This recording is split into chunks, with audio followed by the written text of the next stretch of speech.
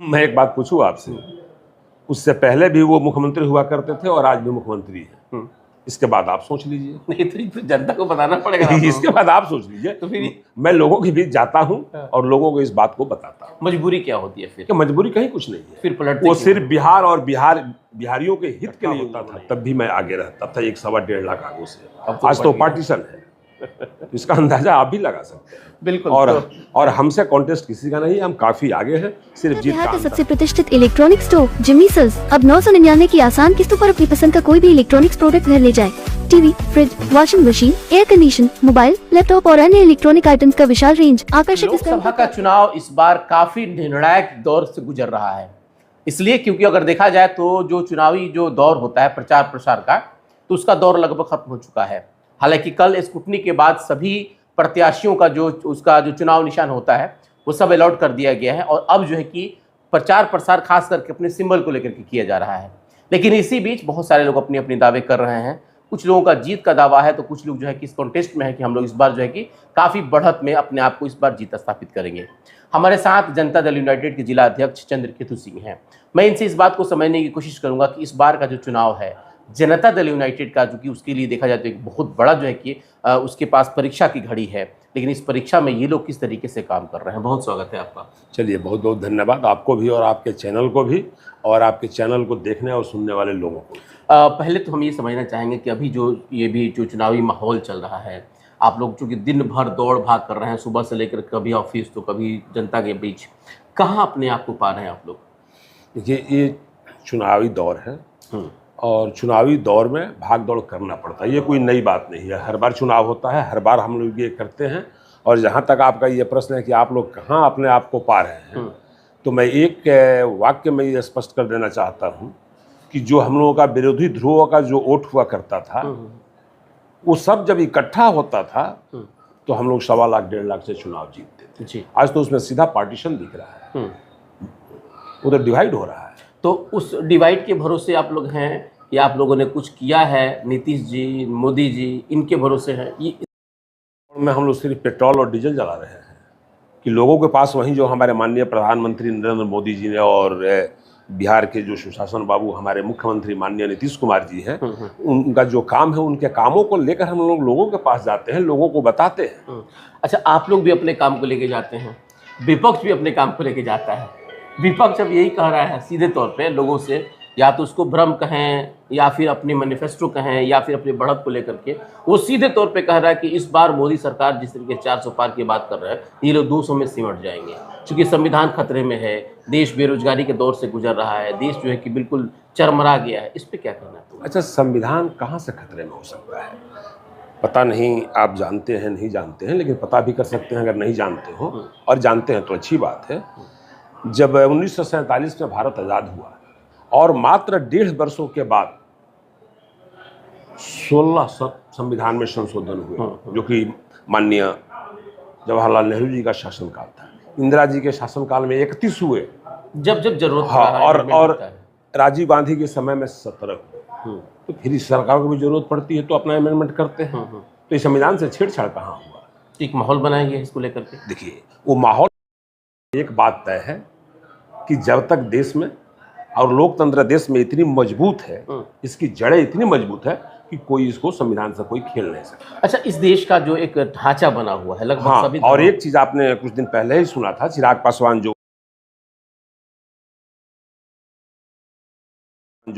लोजपा राष्ट्रीय के राष्ट्रीय अध्यक्ष, उन्होंने साफ कहा था कि जब तक चिराग पासवान जिंदा है, रामविलास पासवान जी की कसम खाकर कहता है कि संविधान पर कभी हम आंच नहीं आने देंगे। इससे बड़ी बात क्या है? तो फिर सवाल यही उठता है ना कि फिर दलितों को जो आरक्षण की बात होती है, मोहन भागवत जो कि आरएसएस के जो संघ प्रमुख हैं, वो कहते हैं कि इसका जो है कि इस पे एक बार फिर से विचार करने की ज़रूरत है।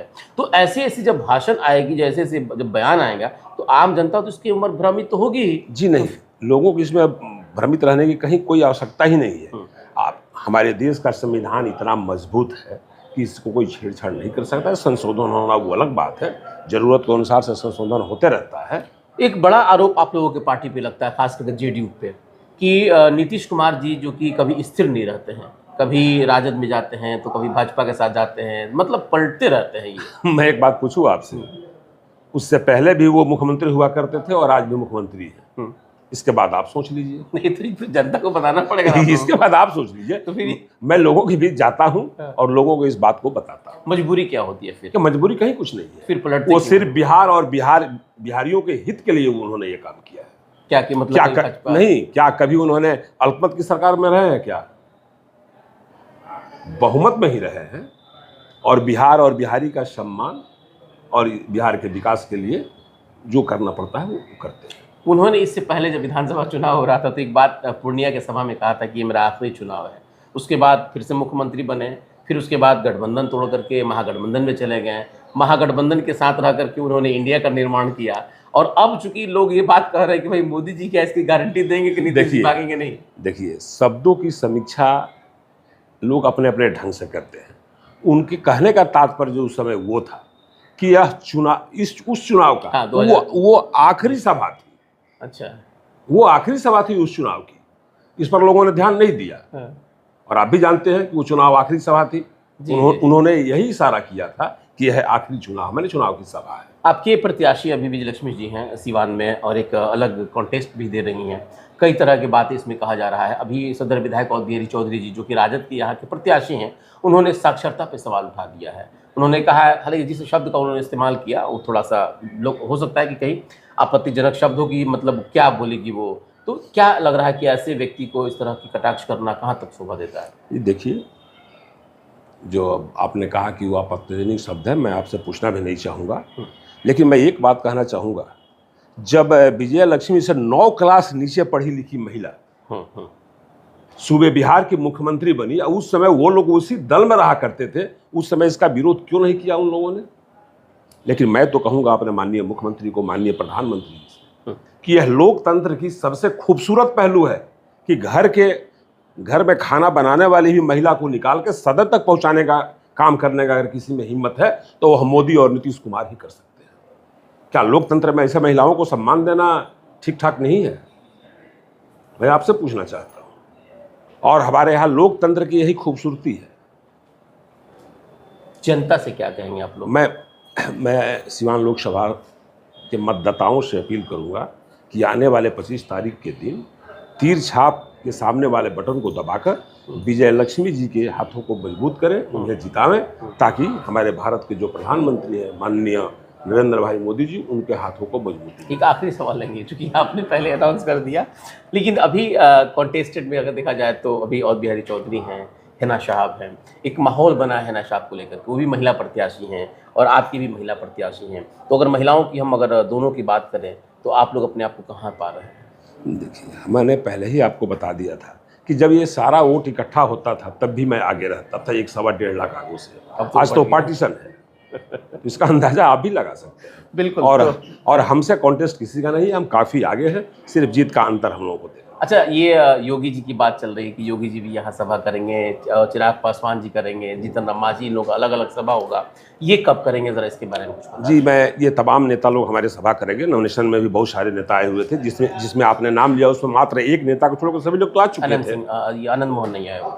नहीं, अभी जो आपने नाम रखा जी। उसमें से एक को, जोगी जी को छोड़कर बाकी सारे नेता, चिराग पासवान जी का आपने नाम लिया, जीतन राम मांझी का नाम लिया, ये सारे लोग तो आए थे। हमारे प्रदेश अध्यक्ष आए थे, सम्राट चौधरी जी आए थे, विजय कुमार सिन्हा जी आए थे। लेकिन देखिए, हम लोगों ने रिक्वेस्ट लेटर अपने यहाँ से भेज दिया है। आज चूंकि अभी चुनाव तीसरी फेज की हुई है और इसके बाद चौथा, पांचवा, छठवां में मेरा चुनाव है, तो जैसे उन लोगों को समय मिलेगा रिक्वेस्ट लेटर हम लोग भेजे हुए हैं, कार्यक्रम यहाँ सिवान में भी लगेगा। बिल्कुल। तो आपने सुना जिस तरीके से चंद्रकेतु सिंह, चूंकि इन लोगों का जो अपना काम है, मेहनत है, जो नीतीश जी का और खास करके देश के प्रधानमंत्री मोदी का, तो इन सभी के बेस पे ही ये लोग अपना वोट मांग रहे हैं। लेकिन अब सवाल है कि आम जनता इन लोगों की बातों को, या जो विपक्ष कह रहा है उन बातों में किस तरीके से अपना बात रखने के लिए और ख़ास करके उसके प्रति अपना जो भाव प्रकट करती है, वो चीज़ें, भाव जो है कि वोट में कन्वर्ट होता है। और जब वोट जब पड़ेगा उसके बाद ये तय होता है कि कौन प्रत्याशी कितना कुछ पानी में है और क्या कुछ वो कर रहा है। फिलहाल बने रहे हमारे साथ। आप सबका बहुत बहुत धन्यवाद।